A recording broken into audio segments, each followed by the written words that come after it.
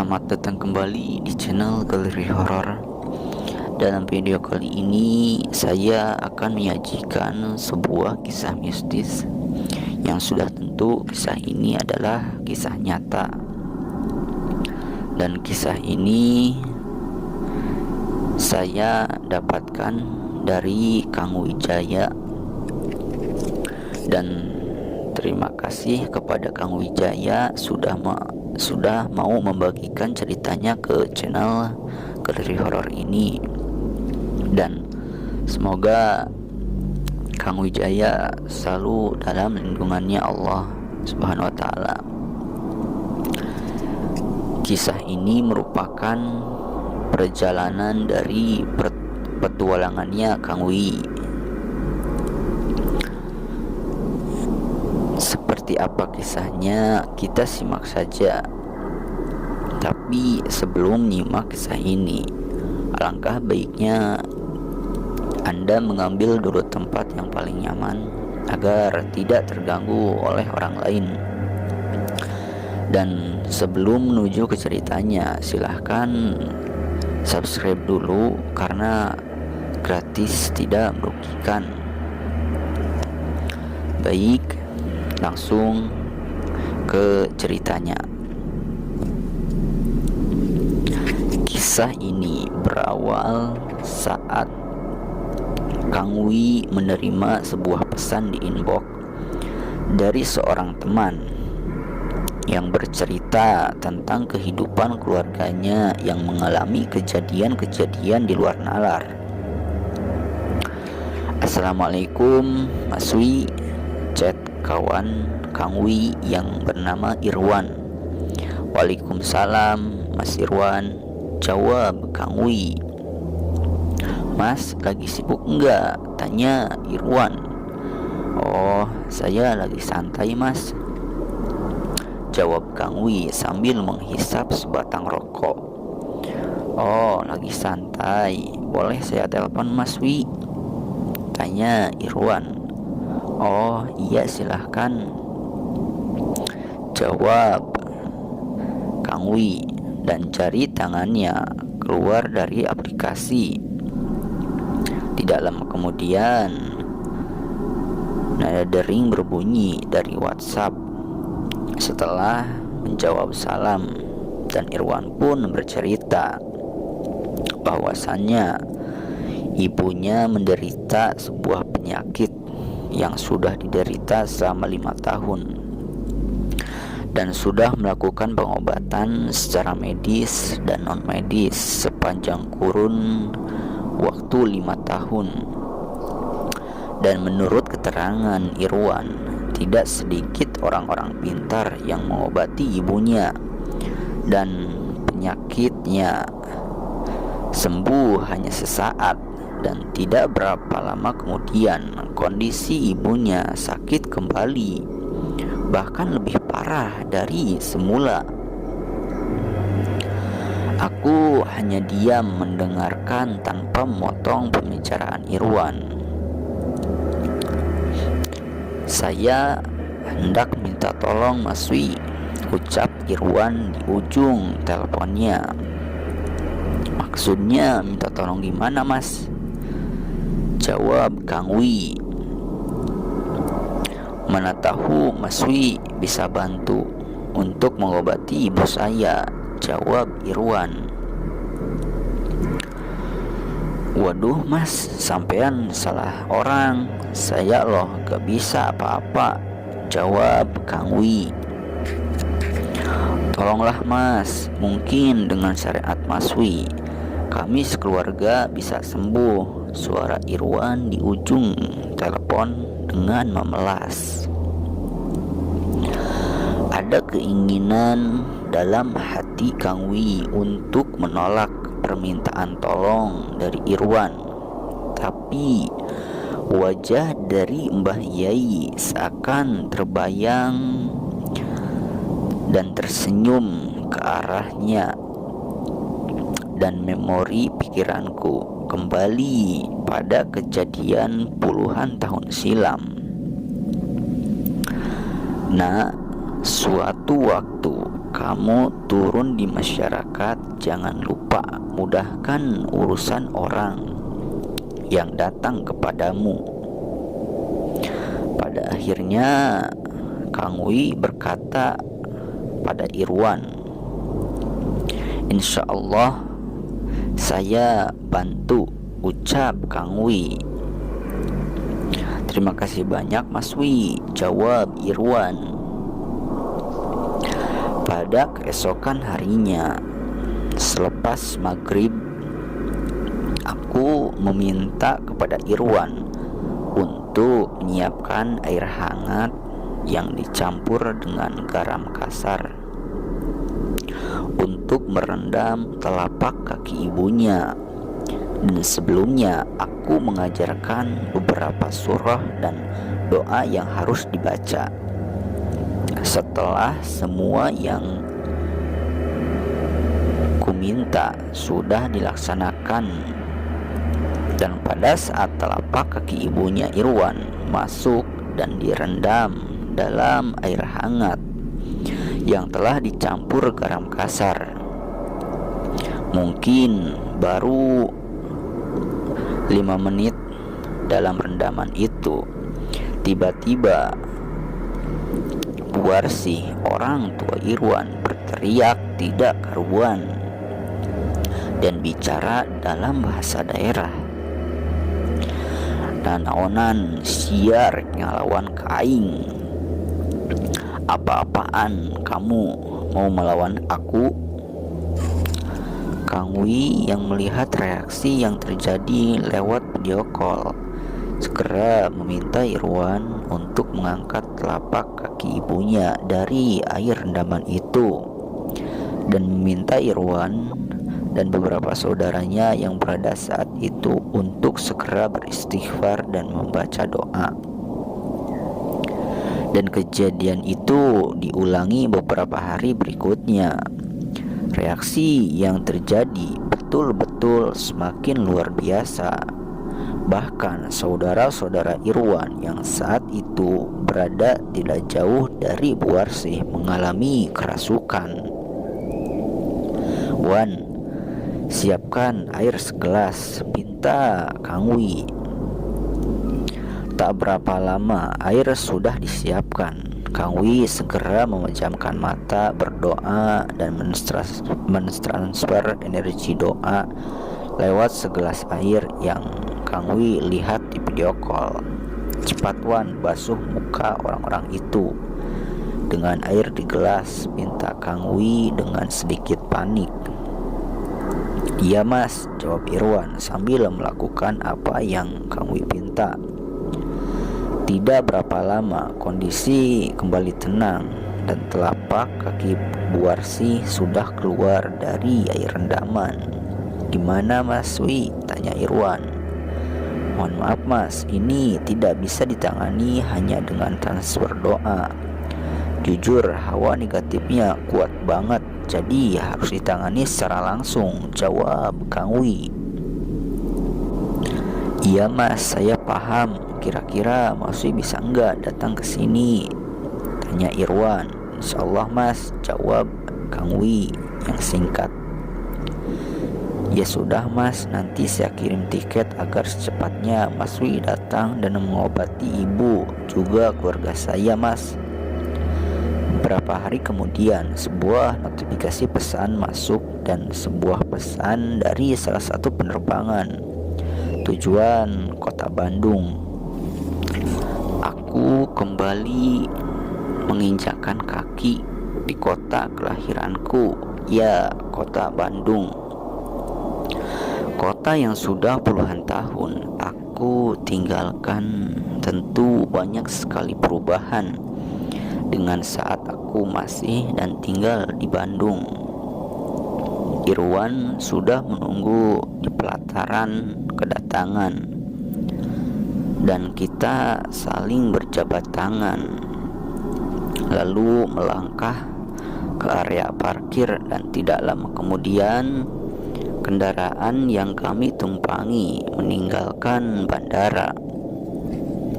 Setelah sekian lama di perjalanan, maka Sampailah di sebuah rumah yang cukup besar dan megah di salah satu kawasan kota Bandung. Saat kaki Kang Wi menginjak halaman rumah, merasakan sebuah energi negatif yang tiba-tiba datang juga menyambar bulu kuduk. Pori-pori di tangannya langsung meremang disertai hawa dingin yang lembab serta menusuk tulang. Ya Allah, batinnya Kang Wi ketika dada sebelah kiri begitu sangat terasa sakit dan sesak, seperti ada sesuatu yang menusuk. Dan selanjutnya Kang Wi dikenalkan dengan ibunya Irwan. Panggil saja Mama Wi, kamu seusia anakku, ucap Ibu Irwan. Iya mah, balasnya sambil menganggukkan kepala. Lalu tidak lama kemudian satu persatu saudara-saudara Irwan datang dan saling berjabat tangan disertai menyebutkan nama masing-masing. Sari, Neti, dan Dadang adalah adik-adik dari Irwan. Wi, kira-kira Mama bisa sembuh enggak? Tanya Mama sambil menatap ke arahnya. Insya Allah mah, hanya Gusti Allah yang punya hak untuk menyembuhkan dan memberikan kesembuhan. Wi hanya manusia yang tidak jauh beda dengan Mama, balasnya sambil tersenyum ke arah orang tua yang memang secara usia tidak jauh beda dengan ibunya Kang Wi. Mama capek Wi, geus loba anu ngubaran Mama, geus beak-beakan. Mama hayang cager seperti bihari deui. Mama capek Wi, sudah banyak yang ngobatin. Mama sudah habis-habisan pengen sembuh seperti sedia kala. Iya mah, Mama yang sabar, insya Allah Mama sehat lagi, jawabnya kali ini dengan menatap matanya. Kenapa Wi memandang seperti itu? Tanya Mama. Kang Wi merasakan sebuah energi negatif yang begitu besar dalam tubuhnya. Dan sosok nenek-nenek seperti layaknya mak lampir dengan berbaju dekil yang terus menatapku dengan sinis. Rek ngubaran ieu jalma maneh. Tiba-tiba suara Mama berubah. Mau mengobati manusia ini kamu? Kalau aku mau mengobati, kamu mau apa? Jawab Kang Wi tidak kalah sengit. Aku bunuh kamu, cetus nenek lampir itu. Kang Wi segera mengusap wajah Mama serta menekan tekuknya, dan Mama segera sadar. Ini ada apa Wi? Ucap Mama.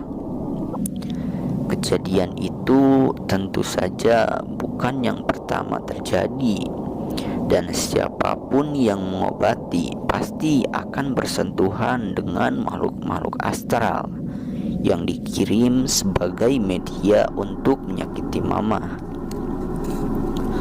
Memang kuakui saat bersentuhan dengan kiriman jahat yang bernama santet, maka konsekuensinya akan terjadi sebuah serangan pada yang mengobati, dan bisa saja berakibat yang fatal dan tidak menutup kemungkinan nyawa kita sebagai taruhannya. Malam itu setelah sholat isya dan setelah air hangat juga garam kasar merendam telapak kaki Mama. Kang Wi meminta Irwan dan saudara-saudaranya untuk duduk bersama mengelilingi tubuh ibunya. Semua harus berdoa dan fokus, satukan hati dan pikiran. Dan jika terasa ada yang mau masuk, lawan, ucapnya mengingatkan. Belum ada jawaban dari Irwan. Mama berteriak-teriak dan merasakan bahwa air rendaman terasa panas. Juga telapak kaki yang serasa ditusuk ribuan jarum. Kedua tangannya mengepal menahan sakit. Kang Wi segera meminta Mama untuk menarik kakinya dari air rendaman. "Nyebut mah," ucap Kang Wi. "Nyebut apa? Ini aku yang namanya Kentring Manik yang akan melawan kamu. Aku telan kamu diiringi tawa. Keluar kamu dari raga ini atau aku bakar kamu," jawab Kang Wi dengan nada menantang. Kang Wi segera mengusap wajah Mama dan meminta air dalam botol. "Wan, siapkan air dalam botol," pintanya. Tidak lama kemudian, air dalam botol Kang Wi siramkan di 4 penjuru rumah dan meminta semua masuk kamar. Tinggal Kang Wi sendiri di ruang tengah. Sepatnya Kang Wi bersuci lalu duduk bersila, menyatukan hati juga pikiran, larut dalam kemahabesaran asma Sang Pencipta.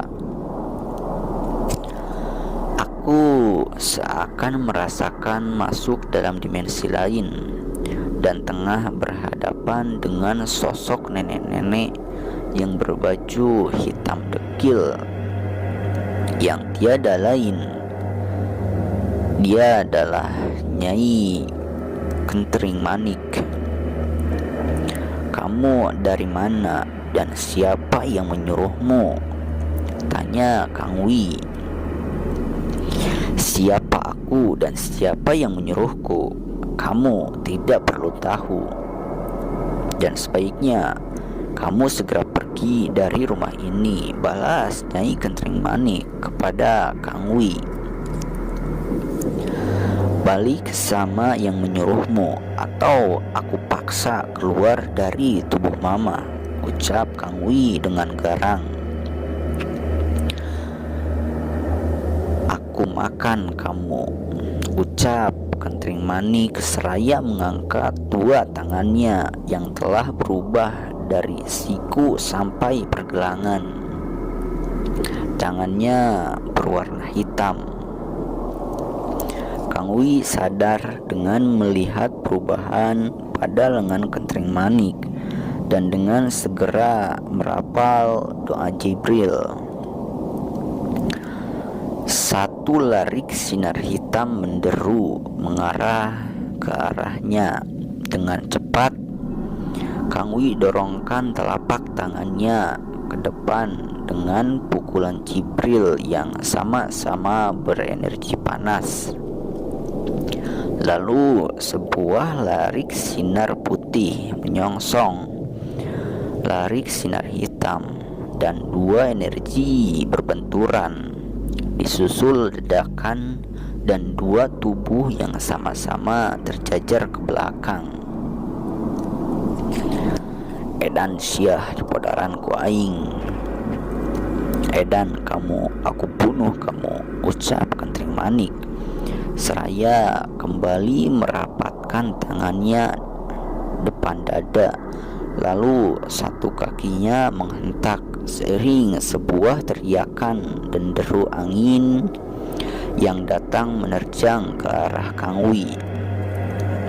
celaka batinnya disusul dengan menepuk tanah dalam doa guncangan ajal-jalah. Tidak lama kemudian, Kang Wi merasa tubuhnya terpental dan terbang, sementara Kentring Manik sendiri terlempar.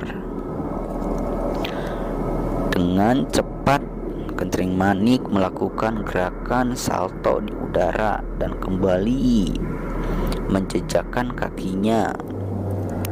Dan Kang Wi berusaha bangun dengan bertumpu pada satu tangan.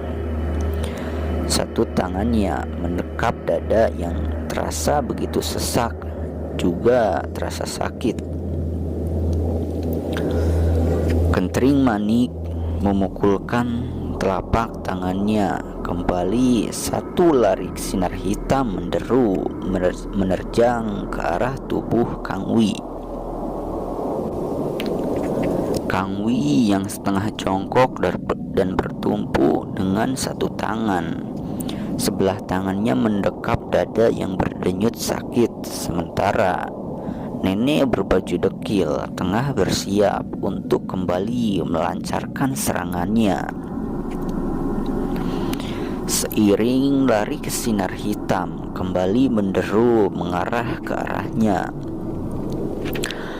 Kang Wi tidak ada pilihan lain kecuali kembali mengadu tenaga dalam. Meski rasa sakit terasa dalam dadaku. Sesaat sinar hitam yang mengarah dengan cepat. Kang Wi menepuk tanah dan merapal doa benteng diri.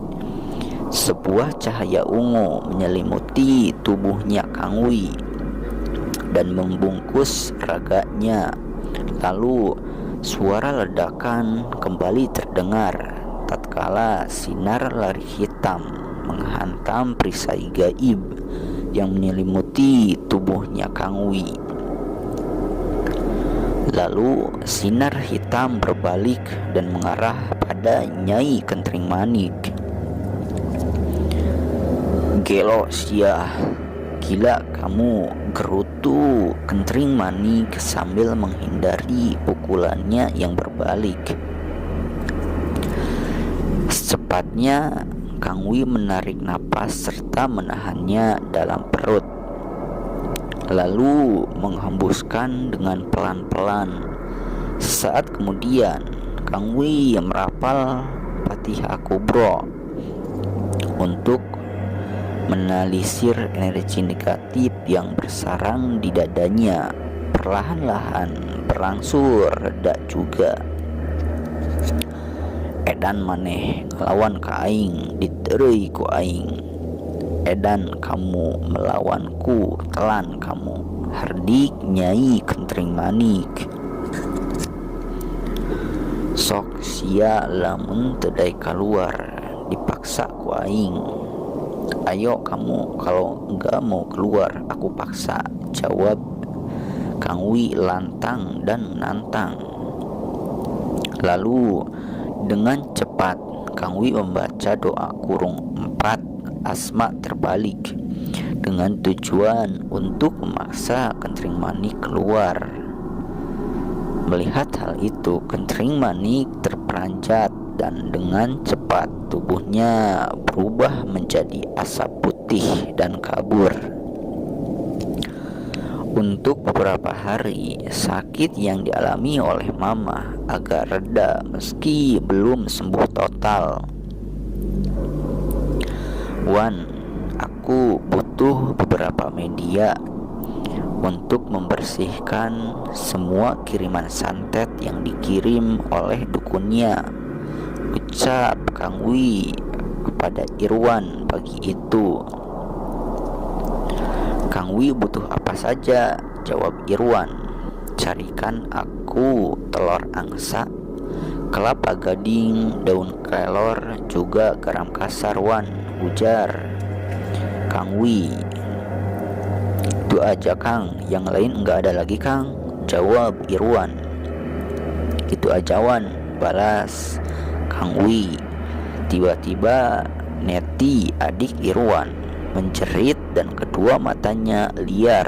lalu menatap ke arah Kang Wi sambil menunjuk dan berkata, "Rek naon deui maneh, aing moal ingkah ti imah ieu. Mau apa lagi kamu? Aku gak akan keluar dari rumah ini." Aku yang mendengarkan suara Neti paham betul, dan ini bukan sosok Kentring Manik, tapi sosok lain yang memang sengaja dikirim untuk mengganggu semua keluarga Irwan. Sambil tersenyum, Kang Wi pun menjawab, "Daek teh daek maneh kudu ingkah ti imah ieu. Mau tidak mau kamu harus keluar dari rumah ini," jawab Kang Wi. "Aing moal ingkah saacan begalan pati jeung sia. Aku tidak akan pergi sebelum bertempur sama kamu," jawab Neti yang kerasukan. "Heug lamun eta kahayang maneh moal ngejat aing ku sia.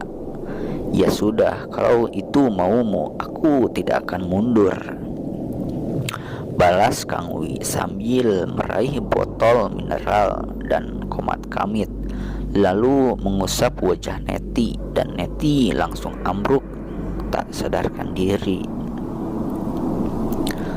Sore sebelum maghrib, semua barang yang Kang Wi pesan telah Kang Wi tata sedemikian rupa, dan setelah sholat maghrib, Kang Wi meminta semua keluarga Mamah untuk duduk mengelilingi Mamah. Sementara aku menggenggam batang daun kelor yang di ujungnya terdapat daun-daun kelor. Dengan batang daun kelor itu, Kang Wi mencambuk tubuh Mamah yang tengah duduk di kursi. Meski sangat pelan, aku mencambuk tubuh Mamah dengan batang dan daun kelor. Tapi Mamah berteriak-teriak kesakitan. "Ampun, ampun, panas!" teriak Mamah. "Keluar kamu," ucap Kang Wi. "Hei manusia, aing teh bingung. Kusia titah keluar. Kusi dukun aing dikunci dina raga ieu manusia. Panas aing teh nyaho. Hei manusia, aku itu bingung. Sama kamu disuruh keluar, sama dukun aku dikunci dalam raga ini. Panas aku itu," ujar sosok yang ada dalam raga Mamah. Kang Wi tahu memang seringnya terjadi seperti itu. Makhluk halus yang dijadikan sarana untuk menyakiti target santet akan terkunci oleh kekuatan dari ilmu dukun santet. Dan hal yang tersulit adalah melepaskan kunci-kuncian gaib dari dukun yang mengirimkan makhluk halus. Setelah mencambuk dengan batang kelor selesai, Kang Wi meminta pada Neti untuk memandikan ibunya dengan air hangat yang dicampur garam kasar dan air kelapa gading. Saat ini sudah masuk waktu Isya. Kita sholat dulu dan bermunajat, mohon perlindungan Gusti Allah. Nanti kita teruskan sehabis sholat, ujar Kang Wi dan mengajak keluarga Irwan. Sehabis sholat Isya, Kang Wi meminta kembali pada Irwan dan adik-adiknya untuk duduk dan mengelilingi ibunya. Dan Kang Wi kembali melanjutkan pengobatan dengan media telur angsa. Sesaat kemudian, telur angsa bergulir di tubuh Mamah. Belum sampai semua tubuh Mamah disapu dengan telur angsa itu, tiba-tiba Tangannya yang menggenggam telur terasa sangat panas. Kang Wi langsung berlari menjauhi tubuh Mama sambil menggenggam telur angsa. Dan terdengar suara letupan seiring meledaknya telur angsa yang berada di telapak tangan Kang Wi. Ya Allah, batin Kang Wi saat cairan kuning dan putih telur muncrat dan mengena tubuhnya. Sesaat kemudian, Kang Wi merasakan tubuhnya terasa gatal dan panas. Santet itu menyerang balik kepada Kang Wi. Cerita ini belum selesai, masih ada lanjutannya, dan nanti besok saya akan lanjutkan cerita ini. Dan kalian tunggu saja karena cerita ini sangat menarik banget dan sangat menegangkan untuk para pecinta kisah-kisah mistis, kisah horor, kisah misteri. Apabila ada perkataan-perkataan yang kurang enak didengar, mohon maaf sekali, untuk dimaafkan. Dan saya mohon dari teman-teman doa dan dukungannya agar channel ini bisa makin berkembang. Sekian dari saya. Wassalamualaikum warahmatullahi wabarakatuh.